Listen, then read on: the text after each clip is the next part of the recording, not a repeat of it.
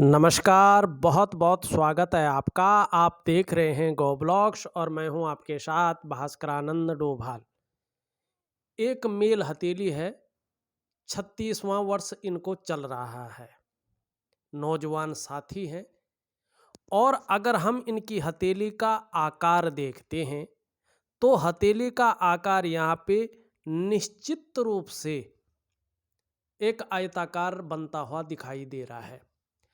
Career का जब मामला होता है तो ऐसे लोगों का बोलने से या मस्तिष्क कार्य करने से ज़्यादा काम चलता है।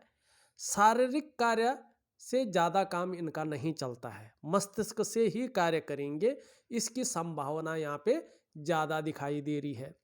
दूसरी बात, इसके साथ साथ जब भी मस्तिष्क की रेखा एकदम स्मूथ हो, सुंदर हो और जाके जो है ऊर्ध्व चंद्रमा पे समाहित हो जाए तो ऐसा व्यक्ति निश्चित तौर पे विवेकवान व्यक्तित्व होता है और बौद्धिक स्तर व्यक्ति का बहुत अच्छा होता है। अपने क्षेत्र में अच्छा खासा नॉलेज रखने वाला व्यक्तित्व ऐसे लोगों का होता है और अपने विवेक से हर समय कुछ न कुछ सोचने वाले व्यक्ति होते हैं और ऐसे लोग मस्तिष्क से कार्य करने वाले होते हैं। आप कह सकते हैं उच्च पदस्थ अधिकारी, सरकारी नौकरी या इससे संबंधित क्षेत्र में ऐसे लोग कार्य करने वाले होते हैं। ये आपकी मस्तिष्क की रेखा यहाँ पे कह रही है, एक तरह से राजयोग बना रही है। लेकिन राजयोग के लिए सूर्य और बुध की उंगली भी देखी जाती है और कहीं ना कहीं ग्रहों को देखा जाता है। इसी पे चले, देखेगा यहां पे आपकी सूर्य की उंगली लंबवत खड़ी है और आपकी बृहस्पति की उंगली से जो है यहां पे बड़ी है, ठीक है ना, और मिडिल फिंगर से छोटी है। यहां पे अगर देखा जाए तो जो आपकी ये कनिष्ठा उंगली है ये भी लंबवत खड़ी है और इसके पहले पौरवे तक लगभग जो है यहाँ पे ये पहुंच रही है। हल्की सी कमी है लेकिन ये कोई मायने नहीं रखता है, पहुंच रही है। मैंने अपने रिसर्च में 100% जो पाया है, जो लोगों का अभी तक मेरे पास जो है फीडबैक आया है, उसके आधार पे कह रहा हूँ। इस प्रकार से ये उंगलियां हो, बृहस्पति सुंदर हो, आपका थोड़ा सा शनि की तरफ झुका हुआ है और ये बकरी ना हो, ये बहुत ज़्यादा डाउन ना हो, आपका हल्का हल्का ज़्यादा डाउन है, ठीक है ना। 99.9% मामले में ऐसे व्यक्ति सरकारी नौकरी या इससे संबंधित क्षेत्र में कार्य करने वाले होते हैं। किसी परिस्थितिवश अगर ये लोग नौकरी में नहीं जाते हैं, सरकारी नौकरी की प्राप्ति नहीं करते हैं, तो ऐसे लोग व्यापार में जाते हैं और व्यापार में उत्कृष्टता हासिल करते हैं और व्यापार से ही ये जाने जाते हैं व्यापार के कारण। और ऐसे लोगों को अगर सरकारी नौकरी की प्राप्ति न हो तो इन लोगों को व्यापार में ही जाना चाहिए। अगर प्राइवेट नौकरी में जाते हैं तो बहुत ज़्यादा उन्नति ये लोग नहीं कर पाते हैं और यही आपकी हथेली में दिखाई दे रहा है। अब एक दो चीज़ें और हैं, फिर आपके सवाल लेता हूं मैं। आपने सवाल भी पूछे हैं, वो बड़े शानदार पूछे हैं, वो मैं लेता हूं। देखिएगा, आपका अंगूठा अगर देखें तो जो पहला भाग है वो बहुत ज़्यादा लंबा नहीं है लेकिन ठीक ठाक है, इच्छा शक्तियाँ बहुत अच्छी हैं। लेकिन सेकंड पौरवा आपका बहुत लंबा है। निश्चित तौर पे आपको जो है जल्दबाजी का ख्याल रखना है। जल्दबाजी में कोई गलत नहीं करना है, मानी किसी भी निर्णय को जल्दबाजी में नहीं लेना है। ऐसा जो जातक होता है अपना नुकसान अपनी जल्दबाजी में करते हैं और निर्णयों के कारण ऐसे लोगों का नुकसान होता है। बड़ा सोच समझकर ऐसे लोगों को निर्णय लेना चाहिए और लगभग 36 वर्ष की आयु या 42वें वर्ष की आयु या 56 वर्ष की आयु में ऐसे लोगों का भाग्योदय होता है। शुरुआती दौर थोड़ा पीड़ादायी रहता है, घर परिवार का भी सुख जो वास्तव में मिलना चाहिए था इन लोगों को कम मिलता है थोड़ा सा। तो आपको क्या करना है, जल्दबाजी से बचना है, जल्दबाजी से में निर्णय नहीं लेना है। नहीं तो निर्णयों के कारण आप जो है अपना स्वयं का नुकसान करेंगे। इस चीज़ का ध्यान रखना है। ये आपका अंगूठा कह रहा है। दूसरी बात यहाँ पे देखिएगा, ये क्या कह रहा है कि जीवन काल के 42वें वर्ष से भाग्योदय की स्थिति है। माने कहीं ना कहीं आपके करियर में, आपके जो है धन में स्टेबिलिटी आनी शुरू हो जाएगी और जीवन में भाग्योदय की स्थिति आएगी। पर केवल अंगूठे के कहने से नहीं, करियर और धन की रेखा क्या बता रही है, इस ओर चले। आपकी करियर और धन की रेखा चंद्रमा से निकलकर इस तरफ पहुंच रही है, लेकिन एकाएक हृदय की रेखा में समाहित हो रही है और आगे नहीं पहुंच पा रही है। अगर आप ध्यान से देखें तो आगे एक रेखा, दो रेखा, तीन रेखा, चार रेखाएं जा रही हैं, लेकिन वो आगे जा रही है, ये यहीं पे समाप्त हो रही है। ऐसे लोग भावनाओं के वशीभूत होकर के और जल्दबाजी में निर्णय लेने के कारण स्वयं के विकास को अवरुद्ध कर लेते हैं और फिर उस डेवलपमेंट को पाना, उस प्रोग्रेस को पाना मुश्किल हो जाती है। और जब चंद्रमा से कोई भाग्य रेखा निकलती है, करियर और धन की रेखा निकलती है, तो जीवन काल में थोड़ा संघर्ष देती है। तब जाके 42वें से लेके 45वें वर्ष के बीच चयन मिलता है और 45वें वर्ष के आसपास ये भाग्योदय कराती है। लेकिन जब ये भाग्योदय कराती है, व्यक्ति मन चाहा धन अपने जीवन में अर्जन करता है। प्रत्येक दिन व्यक्ति के पास धन की उपलब्धि होती है। ऐसे व्यक्ति को वाहन का सुख, मकान का सुख और अपने व्यापार का सुख निश्चित रूप से मिलता है। लेकिन पूरी होने पे, स्मूथ होने पे, यहाँ पे स्मूथ नहीं है, इस चीज़ का ध्यान रखना है। तो क्या है, अगर ये स्मूथ ना हो, एक तो व्यक्ति भावनाओं के वशीभूत होकर गलत निर्णय लेता ही लेता है और उसके कारण अपनी संपूर्ण डेवलपमेंट को, प्रोग्रेस को अवरुद्ध करता है और फिर उस चीज़ को पाना थोड़ा कठिन हो जाता है। दूसरी बात, ऐसे लोगों के कार्यों में थोड़ा अड़चन ज़्यादा आती हैं। कोई भी कार्य हो, वो कहीं ना कहीं उलझन में फंस जाते हैं और चीज़ों में जो है विलंब होता है। न तो बहुत आगे बढ़ पाते हैं, न पीछे ही ढक पाते हैं, त्रिशंकु जैसे लटके रहते हैं। स्टेबिलिटी नहीं आ पाती है। कार्य होते तो हैं, लेट होते हैं जब समय निकल जाता है। पूर्ण प्रयास करते हैं लेकिन उसका पूरा फायदा नहीं हो पाता है, सफल नहीं हो पाते हैं। कहीं ना कहीं कुछ कमी हल्की रहती है। महत्वाकांक्षा बहुत ज़्यादा है, ये भी है। विश्वास भी है वहाँ तक पहुँचेंगे, मौके मिलेंगे, राजयोग हैं, वो भी है, लेकिन वो पूर्ण फलित अवस्था में है नहीं। ठीक है, अब जो है आपके सवाल के जवाब देता हूँ। पहले मैं ये बताता हूँ, अगर ये रेखा, वैसे आपने कहा था आप अगर मगर मत पूछना, लेकिन यहाँ पे रेखा ऐसी बन रही है, रेखा पूरी होती है और रेखा पूरी होगी किससे? ध्यान और योग क्रिया से। किसी अंगूठी, किसी रत्न पहनने से आपकी रेखा नहीं बदलेगी। आप लिख के ले ले, आपकी रेखा नहीं बदलेंगे।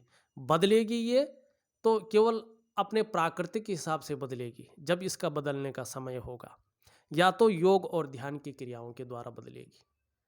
ठीक है ना? क्योंकि उससे क्या होगा, आपके खून में संचरण होगा, आपके पंचभूत क्रियाओं में संचरण होगा, आपके मन में स्पंदन होगा, आपकी हथेलियों में परिवर्तन होगा, तो रेखाएं बदल जाएगी। लेकिन अंगूठी पहनने से रेखा नहीं बदलेगी और नहीं भाग्योदय होगा। बाकी आपकी इच्छा है, आपकी मर्जी है, आपकी श्रद्धा, आप कैसे सोचते हैं, वो आपके ऊपर डिपेंड है। ये रेखा मैंने जिन भी हथेलियों में देखा, मेरे पास जो भी व्यक्ति जिनका फीडबैक आया, जो मेरे सामने हैं, उन लोगों का भाग्योदय 41वें वर्ष से हुआ है। निश्चित तौर पे ये 41वें वर्ष से भाग्योदय कराती है और प्रत्येक दिन व्यक्ति के पास अपने जो योग्यता है उसके अनुसार पैसा आता है। जितना काम को वो झेल सकता है, लोगों को दे सकता है, पैसा आता है, वाहन का सुख मिलता है, अपने घर का सुख मिलता है, अपने व्यापार का सुख मिलता है। नौकरी करेंगे तो भी कहीं ना कहीं व्यापार की उत्पत्ति होगी, व्यापार भी करेंगे, ये यहाँ पे दिखाई दे रही है। ये जीवन काल के 41वें वर्ष से कहीं ना कहीं भाग्योदय की स्थिति में ले जा रही है। और जैसे अंगूठा कह रहा है, जैसे ये रेखा कह रहे, जीवन काल के 42वें वर्ष से पूर्ण भाग्योदय आपकी हथेली में दिखाई दे रहा है। जीवन काल का 41वां वर्ष, जीवन काल का जो है 42वां वर्ष, जीवन काल का 45वां वर्ष, जीवन काल का 56वां वर्ष आपके जीवन में बड़ी सफलताएं लेके आएगा। देखिएगा आपके सवाल। पहला सवाल है आपका, मेरा भाग्य रत्न कौन सा है, उसके धारण करने की विधि क्या है। देखिएगा, मैं किसी को भी रत्न धारण करने को नहीं कहता हूं और नहीं मैंने रत्नों के ऊपर कोई रिसर्च की है और नहीं मैं इसकी विधि को जानता हूं, तो इसके बारे में मुझे कोई ज्ञान नहीं है। ठीक है ना, क्योंकि मैं किसी को नहीं देता हूं। मैं प्राकृतिक क्रियाएं देता हूं, योग ध्यान क्रियाएं देता हूं, और ज्योतिष में जो सरल से सरल और पावरफुल उपाय हैं जिनको करने से वास्तव में हमारी हथेली में परिवर्तन होता है, हमारे जीवन में परिवर्तन होता है, मैं उस चीज को देता हूं। तो इसके बारे में मुझे कोई नहीं पता। राजयोग अर्थात नौकरी के कितने अवसर हैं, कितनी नौकरियां प्राप्त होंगी, राजयोग के बारे में मैंने आपको बता दिया है। 4 नौकरियों के मौके आपको मिलेंगे। वैसे आपका जो है सरकारी नौकरी के साथ साथ अगर ये रेखा पूरी हो जाती है, फिर से बोल रहा हूँ, अगर आप योग ध्यान क्रिया करके और ईश्वर की अनुकंपा पाके रेखा ने पूरा होना ही है, क्योंकि भाग्योदय की स्थिति लाएगी वो 41वें वर्ष से, तो निश्चित रूप से जो है आपको राजयोग की प्राप्ति 41वें वर्ष से बड़ी प्राप्ति होगी। वैसे तो 35वें वर्ष से ही जो है अच्छे योग बन रहे हैं आपके।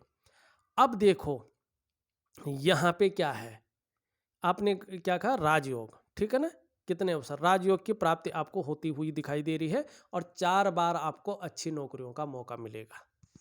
ठीक, अब आपने शादी व संतान योग देखेगा, ये बृहस्पति है और ये शुक्र है, ये दोनों आचार्य हमारी हथेली में बैठते हैं, और ये शुक्र जो है दैत्य गुरु शुक्राचार्य है, भगवान शंकर के शिष्य हैं, और हमारे जीवन में कला है, सौंदर्य है, सुंदरता है, इन सब चीज़ों के लिए और एक सुखद जीवन के लिए इसमें पुष्ट होना बहुत जरूरी होता है।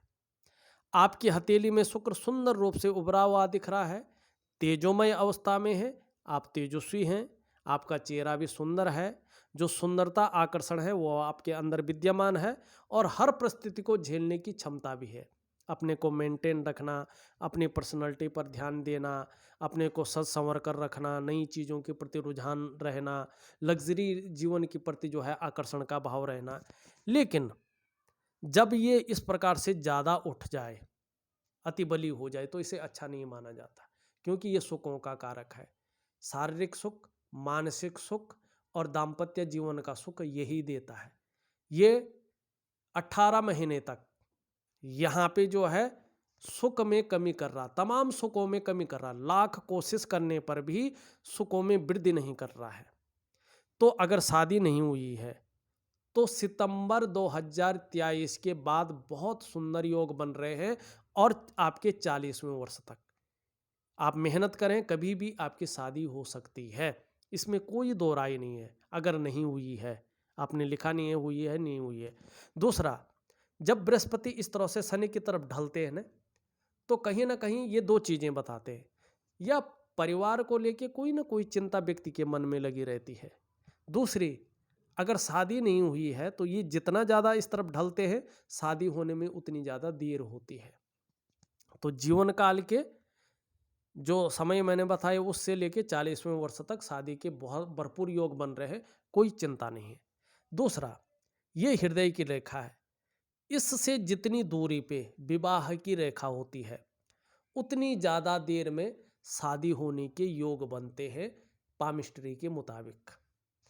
ठीक है ना, शुक्र, गुरु और यूरिन रेखा ये तय करती हैं कि शादी कब होगी। अगर नहीं हुई है तो सितंबर 2023 के बाद से और 40वें वर्ष तक बहुत अच्छे योग हैं। अब आपने क्या, संतान देखिएगा, संतान के बारे में संतान योग है ये निश्चित है, लेकिन कितने होंगे, बेटी होगा बेटी होगी, इस वैज्ञानिक युग में यहाँ पे नहीं कह सकते हैं। ठीक है ना, और वैसे भी नहीं बता सकते।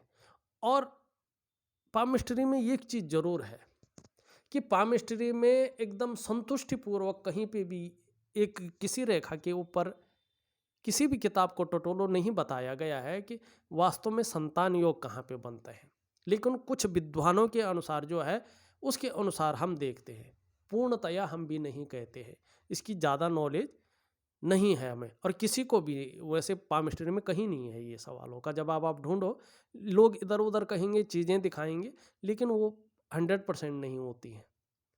ये चीज़ आप ध्यान रखना। हाँ, आपके ग्रह नक्षत्र जिस प्रकार से है उनके मिलान करने से निश्चित रूप से जो है संतान योग आपका है, संतान योग बनेंगे, लेकिन कितने होंगे क्या होंगे ये नहीं है, ये बताते भी नहीं हैं इस वैज्ञानिक योग में। ठीक है ना। अब व्यक्ति के अपने हाथ के ऊपर होता है कि वो कितना चाहता है, तो इसमें बताना, भविष्यवाणी करना ठीक नहीं होता है। तीसरी चीज, सबसे महत्वपूर्ण प्रश्न आपने पूछा था, कोर्ट केस से कब छुटकारा मिलेगा। देखिएगा क्या स्थिति बन रही है, ठीक है ना। यहाँ पे जो है, जो सुख का मामला है, इस झंझट से छूटने का जो मामला है और सुख प्राप्त करने का जो मामला है, वो कहीं ना कहीं जो है ढैया में आपके शुक्र बैठे हैं। पहले तो 18 महीने के बाद, नहीं तो 2.5 साल के बाद ही आपको इससे छुटकारा मिलेगा। और आपने अगर शुक्र को ध्यान योग क्रिया द्वारा ठीक कर दिया तो ये 2.5 महीने में ही आपको जो है इसका रिजल्ट देगा। लेकिन ज़्यादातर जो स्थितियां हैं वो कहीं ना कहीं जो है 18 महीने बाद या 2.5 वर्ष बाद यहाँ पे साफ तौर पे दिखाई दे रही है, जिस तरह से शनि और सूर्य भी आपका बैठा हुआ है। अब आपने कहा मेरी राशि कौन सी है, आपकी राशि कुंभ राशि है, ठीक है ना। अब तीसरी बात है, आपने कहा आप और ज्योतिषाचार्यों की तरह अगर मगर की बातें नहीं करेंगे। देखो, जो आपकी हथेली में है वही हमने बताया है, और जो कुंडली में होता है ज्योतिषाचार्य वही बताता है, अगर मगर कोई नहीं करता है। जो योग बन रहे होते हैं वो समझा के स्पष्ट तरीके से आपको लाइन खींच के बता दिया जाता है, जैसे हमने बताया है। अब आपकी दिमाग में कितना वो भीगता है कितना नहीं भीगता है वो आपके ऊपर डिपेंड करता है, ठीक है ना। तो ऐसा कोई अगर मगर नहीं बताता है, सभी लोग जो है अपने अनुसार, अब समझाने का तरीका अलग अलग होता है लेकिन योग एक ही बनते हैं। आप इस हथेली को दूसरी व्यक्ति के पास भी दिखाएंगे ना, या कोई बिल्कुल साधारण व्यक्ति होगा उसके पास भी दिखाएंगे ना, वो जरूर कहेगा यार इन सब से जो है ये अंगूठे के नीचे वाला भाग बहुत ज़्यादा उठा हुआ है, उसको ज्ञान है नहीं है कि क्या होता है इससे ज्योतिष के अनुसार, लेकिन वो एक दृष्टि डाल के वैसे भी बता देगा। और इसके बारे में आप किसी ज्योतिषाचार्य को पूछेंगे तो रियल में जो है इसके बारे में बता देगा, ये थोड़ा भाई आपको जो है ऐसी चीज़ें दे रहा है। अब थोड़ा सा देखते हैं आपकी हथेली क्या कह रही है, उसके बाद उपाय मैं तभी दूंगा जब आप कहेंगे कि आप जो उपाय देते हमें दे दें, क्योंकि आप ज़्यादातर जो है अंगूठे पे विश्वास करने वाले व्यक्ति मुझे दिख रहे हैं। भाग्य रत्न कौन सा है, रत्नों पे, तो रत्नों की जानकारी मुझे नहीं है, न मैं उसकी रिसर्च करता हूँ, न किसी को जो है मैं उसका सलाह देता हूँ, और न धारण करने को कहता हूँ, तो इसलिए इस बारे में मुझे नहीं है पता, ठीक है जी। अब देखिएगा यहाँ पे आपकी यहाँ पे जो ये उंगली है सीधी खड़ी है, हल्की रूप से जो है झुक रही है, तो कहीं ना कहीं आपके हृदय में ईश्वर के प्रति विश्वास जरूर है, धार्मिक भावनाएं भी हैं, सब कुछ होते हुए भी दयावान व्यक्तित्व भी यहाँ पे दिखाई दे रहा है। शनि की उंगली देखिए तो ये पूरी तरह से झुक रखी है, कर्ब ले रही है, और यहाँ पे रिंग फिंगर की तरह, ये नेगेटिव है। शनि के नेगेटिव गुणों में वृद्धि करते हैं, अपने आप अनायास अचानक कोई चीज ऐसे लोगों को नहीं मिलती है। जो भी ये लोग उन्नति करते हैं, अपनी जीवन को आगे बढ़ाते हैं, अपनी मेहनत के बल पे, अपने पुरुषार्थ के दम पे बढ़ाते हैं, और कुछ ज़्यादा मेहनत और परिश्रम करने के बाद ही ऐसे लोगों को सफलता की प्राप्ति होती है। सहजता से, सरलता से चीज़ें नहीं मिलती हैं और नहीं मिल पाएंगे। हाँ, दौड़ा धूपी थोड़ा ज़्यादा ऐसे लोगों को करना पड़ता है जीवन में शनि की वजह से। ये सीधी खड़ी है और इस उंगली से जो है यहाँ पे बड़ी दिखाई दे रही, इससे छोटी दिखाई दे रही। ये निश्चित है आपके अंदर जोखिम उठाने की क्षमता अच्छी है। ये निश्चित है आपके अंदर रिस्क लेने की क्षमता बहुत अच्छी है और उसमें किसी प्रकार का नुकसान हो जाए तो हिम्मती स्वभाव भी है, टूटेंगे नहीं, मन दृढ़ रहेगा और फिर से संघर्ष करके आगे बढ़ जाएंगे। और शास्त्र कहता है कि जब करियर और धन की रेखा आपकी स्पष्ट अवस्था में आती है और ये बड़ी हो तो व्यक्ति जो है कहीं ना कहीं जिसको कहते हैं हम यशस्वी, यश की प्राप्ति करता है, यशस्वी होता है। समाज में मान प्रतिष्ठा और यश पाने वाले, फेम पाने वाले ऐसे लोग होते हैं और सफल होते हैं। और ऐसे लोग जब सूर्य भी अच्छी स्थिति में आता है, अगर सरकारी नौकरी की कोशिश करें तो ज़्यादातर संभावना इनकी राजयोग पाने की हो जाती है, उसमें भी सफल ये लोग निश्चित होते हैं। वो आपके अंदर है, आप मेहनत कितनी करते हैं और क्या दृष्टिकोण रखते हैं। यहाँ पे सबसे छोटी उंगली हल्की रूप से वैसे झुकी हुई है, इधर है, धन कमाने की ललक होगी, लेकिन वैसे लंबवत खड़ी है, देखने में लंबवत दिखा रही है और इसके पहले पोरवे तक लगभग पहुंच रही है। थोड़ा सा जो है नहीं, हाँ थोड़ा हल्का कमी हो सकती है, वैसे पहुंच रही है। ये अत्यंत श्रेष्ठ है। ऐसे जो लोग हैं ज़्यादातर व्यापारी वर्ग के लोग होते हैं। अगर ऐसा व्यक्ति नौकरी करता है, चाहे प्राइवेट नौकरी करे चाहे सरकारी नौकरी करे, अच्छे लेवल का व्यक्ति होता है, अच्छे पद पे होता है, एक उच्च वर्ग का व्यक्ति ऐसा होता ही होता है और अपने जीवन में श्रेष्ठता और सफलता पाता है, आप भी पाएंगे। और ऐसे जातकों के अंदर एक बहुत सुंदर गुण होता है कि ये लोग अपने ही बलबूते पर कुछ करने वाले होते हैं और यही गुण आप में सर्वश्रेष्ठतम स्थिति में है। जब कनिष्ठिका अपने स्थान पे इस प्रकार से लंबवत खड़ी होती है ना, सीधी खड़ी होती है ना, तो ऐसा व्यक्ति उद्यमी तो होता ही है, कुछ ऐसा करने की फितरत में रहता है कि जिन कार्यों के लिए लोग बाग उसे जो है सदैव अपने ध्यान में रखें, याद रखें। ये यहाँ पे साफ दिखाई दे रहा है। बाकी जो योग इन उंगलियों से बन रहे हैं मैंने पहले ही बता दिया है। अब देखिएगा यहाँ पे आपकी जो रेखा है ये इस तरह से निकलती हुई और यहाँ पे जो है बृहस्पति की ओर देख रही है, पूरी नहीं पहुँच रही है, देख रही है, तो निश्चित रूप से सुबह उठते ही धन के मामले में जो है मस्तिष्क ज़्यादा जाएगा धन की तरफ कि धन कैसा कमाया जाए। सुबह उठते ही पैसा कैसे कमाया जाए, सबसे पहले ध्यान उधर जाएगा। अपनी फिजिकल बॉडी पे जाएगा, अपने को मेंटेन रखना, अपनी पर्सनैलिटी पर ध्यान देना, अपने को जो है सज संवर कर रखना, एक आकर्षण बनाए रखना, इस पे ज़्यादा ध्यान जाएगा और कामुकता पे भी ध्यान जाएगा। ये चीज़ें जो है आपकी हथेली में स्पष्ट रूप से दिखाई दे रही हैं। अब देखिएगा मस्तिष्क रेखा के बारे में हमने पहले ही बता दिया है। जीवन की रेखा देखिएगा, जीवन की रेखा इस तरह से निकलती हुई और पीछे की ओर बहुत सुंदर जा रही है। जीवन में बहुत बड़ा कोई संकट नहीं है, जीवन में बहुत बड़ा कोई रोग दोष नहीं दिखाई दे रहा है, निरंतरता के साथ आगे बढ़ेगा और परिवार के प्रति समर्पण की भावना रहेगी। एक रेखा यहां से निकलकर चंद्रमा की ओर जा रही है। ऐसे लोगों की जो उन्नति होती है वो अपने जन्म स्थान से दूर ज़्यादा उन्नति होती है। दूसरी बात, ऐसे लोग कहीं ना कहीं अपने जन्म स्थान में हमेशा नहीं रह पाते, दूसरे शहर में या विदेश में ये लोग सेटलमेंट हो जाते हैं, लेकिन अपने जन्म स्थान का योग खंडन हो जाता है। कहीं ना कहीं जो है कितना भी चाहेंगे आप, आपकी अंदर कितनी भी भावना हो अपनी जन्मभूमि के लिए, लेकिन वो योग खंडित हो जाता है। ऐसे लोग बाहर बस जाते हैं, या तो विदेश में सेटलमेंट हो जाते हैं या तो दूसरे शहरों में अपना घर इत्यादि बन के परमानेंटली वहीं बस जाते हैं। ये योग आपकी हथेली में है। दूसरी बात, ये चंद्रमा पे पहुंच रहा है। करियर के मामले में भी ये कुछ चीज़ें बताता है। ऐसा व्यक्ति है शिपिंग, एक्सपोर्ट इंपोर्ट या फूड बिजनेस जो है, इसमें अगर कहीं ना कहीं मेहनत करता है तो कामयाबी ज़्यादा पाता है और कहीं ना कहीं विदेश की यात्राएं भी ऐसा व्यक्ति कर पाता है। ये भी यहाँ पे साफ तौर पे दिखाई दे रहा है। एक रेखा यहाँ से आके बुध की ओर जा रही है। ये आपके अंदर व्यापारिक गुणों में वृद्धि कर रहा है, लेकिन व्यापार नहीं दे रहा है जिस प्रकार से देना चाहिए। कर भी रहे होंगे लेकिन उस रूप में नहीं दे रहा है। करियर और धन की रेखा की मैंने बता दी है।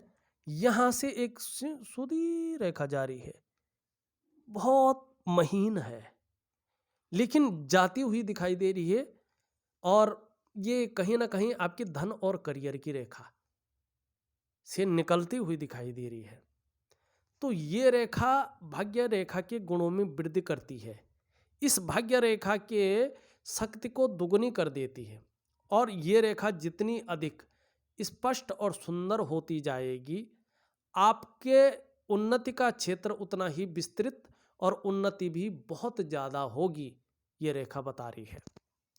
और जब करियर और धन की रेखा स्पष्ट हो जाएगी तो आप देखेंगे यहाँ पे जीवन काल के 41वें वर्ष से मनी ट्रायंगल बहुत बढ़िया रूप में आता हुआ दिखाई दे रहा है। कहीं ना कहीं ये आपको ऊंचाइयों पे पहुंचेगा, अचानक जीवन में तरक्की देता हुआ यहाँ पे दिखाई दे रहा है, और धन के मामले में बहुत अच्छा रहेगा। अब चीजें देखते हैं। यहाँ पे अंगूठे के नीचे का भाग शुक्र का पर्वत है। यहाँ पे इस टाइम ये अनुकूल नहीं है, तो अनुकूल फल नहीं देता हुआ दिखाई दे रहा है। इसके बारे में मैंने चर्चा कर ली है। यहाँ पे निम्न मंगल और उच्च मंगल देखें। निम्न मंगल थोड़ा सा जो है ओवर कॉन्फिडेंस देता हुआ दिखाई दे रहा है, मानी जल्दबाजी में काम करने की चीज, चंचल स्वभाव देता है ये हल्का सा, और क्षण भंगुर वाला गुस्सा दे देता है, हल्का चिड़चिड़ापन ये देता ही देता है, और यहाँ पे इस रूप में हो तो यही देता है। दूसरी बात, कहीं ना कहीं जो है हल्की कन्फ्यूजन या दुविधा की स्थिति भी देता है, निर्णय लेने की क्षमता में असर भी डालता है अगर इस प्रकार से हो तो।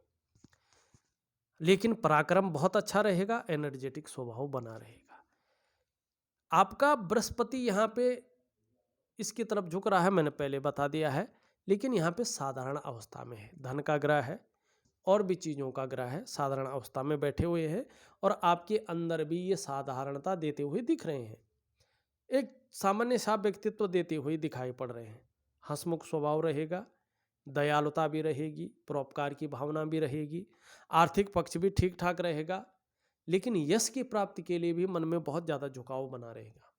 सफल होने की जो है इच्छा रहेगी। स्वतंत्रता और लीडरशिप की चाह रखने वाले लोगों में से भी एक होंगे, ये आपका जो है बता रहा है।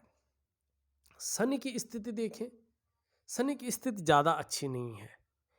थोड़ा थोड़ा कामों में अड़चन का आना, सुबह उठने में जो है आलस्य की उत्पत्ति आना, कहीं ना कहीं जो है बेवजह की चिंताएं या कोई ऐसी वजह बनना जिनसे चिंताएं हो, कहीं ना कहीं व्यक्ति जो है इस्तेमाल होना, ये चीज़ यहाँ पे दिखाई दे रहा है। भाग्य का जो पूरा साथ मिलना था वो यहाँ पे उस रूप में नहीं मिल रहा है।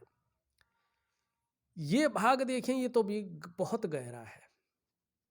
सीधी सी बात है, आपके जो शारीरिक चक्र हैं सूर्य के चक्रों के साथ तालमेल में नहीं है।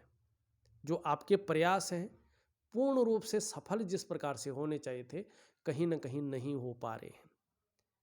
आप जो मेहनत कर रहे हैं, जो परिश्रम कर रहे हैं, उसका जो श्रेय और जो क्रेडिट आपको मिलना चाहिए था, उस श्रेय और वो क्रेडिट यहाँ पे नहीं मिल पा रहा है। आपके अंदर जो योग्यता है, जो क्वालिटी है, उस तरह से चीज़ें निखर कर नहीं आ पा रही हैं। अगर व्यापार कर रहे होंगे तो वो विस्तार, वो फैलाव, वो ब्रांड नहीं बन पा रहा है जो होना चाहिए। नौकरी कर रहे होंगे, वो ग्रोथ नहीं मिल पा रही है जो आपको मिलनी चाहिए, जिसके आप हकदार हैं, जिसके लिए आपने अपने आप को खपा दिया है। एक सहजता से, एक सरलता से वो रास्ता नहीं मिल पा रहा है जो रास्ता मिलना चाहिए, क्योंकि आपके शारीरिक चक्र सूर्य के चक्रों के साथ परस्पर तालमेल में नहीं है। बुध की स्थिति देखें, अच्छा है, लेकिन यहाँ पे जो है थोड़ा अनबैलेंस है हल्के रूप में। तो व्यापार कर रहे होंगे तो मध्यम स्थिति दे रहा है।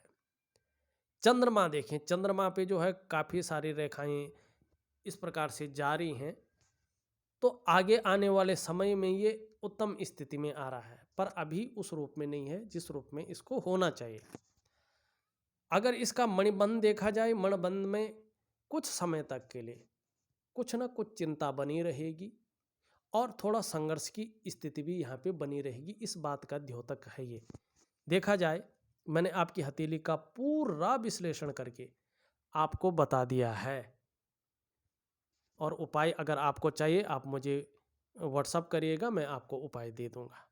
लेकिन रत्न मैं नहीं वो करता हूँ, किसी को इसकी सलाह नहीं देता हूँ और इसकी जानकारी भी मुझे नहीं है, इसलिए मैं रत्नों के लिए आपको नहीं कहूँगा। हाँ, यहाँ पे देखिएगा, अगर जीवन में वास्तविक सुख चाहिए तो शुक्र को ठीक करना बहुत ज़रूरी है। नहीं तो कितनी भी मेहनत कर लें, कितना भी परिश्रम कर लें, अभाव की स्थिति बनी रहेगी और सुख पाना कठिन हो जाएगा, क्योंकि तमाम सुखों का कारक यही है, चाहे कोई भी सुख हो। दूसरी बात, जल्दबाजी में निर्णय न लें, निर्णयों के कारण जो है नुकसान हो सकता है। भावना के वशीभूत होकर डिसीजन नहीं लेना चाहिए, उसके कारण अपने विकास को अवरुद्ध कर सकते हैं। तीसरी बात, 41वें वर्ष से कहीं ना कहीं भाग्योदय की स्थिति आ रही है, उसके लिए स्टेबल होने के लिए आपको जो है यहाँ पे करियर और धन की रेखा को ठीक करनी है। आपकी जीवन में तत्परता आएगी, निरंतरता आएगी, ये निश्चित है। चौथी बात है, आपका जो इष्ट ग्रह है वो कहीं ना कहीं आचार्य बृहस्पति जी हैं, लेकिन थोड़ा खराब है, सामान्य भाव में बैठे हैं। और जो आपके इष्ट देव हैं वो माँ पार्वती और भगवान शंकर हैं। एक संगठनात्मक रूप, शिव और शक्ति का संगठनात्मक ऊर्जा लिंगा आपका इष्ट देव है। अगर ये इष्ट देव जागृत हो गया तो जीवन काल के 55वें वर्ष तक धन के मामले में बहुत ज़्यादा सौभाग्यशाली व्यक्तित्व आपका रहेगा। उसके बाद आपको धन कमाने की ज़रूरत ही नहीं होगी, इतना अच्छा खासा धन आपके पास रहेगा। लेकिन उनकी शरणागति और पूर्ण रूप से अपने को वहाँ पे समर्पण करते हैं तो परिवार का सुख, दाम्पत्य जीवन का सुख, जो भी सुख होते हैं, तमाम सुखों का कारक भी भगवान शंकर और माँ पार्वती ही हैं। इस वीडियो में बस इतना ही। एक नई वीडियो के साथ पुनः उपस्थित होऊंगा, तब तक के लिए नमस्कार।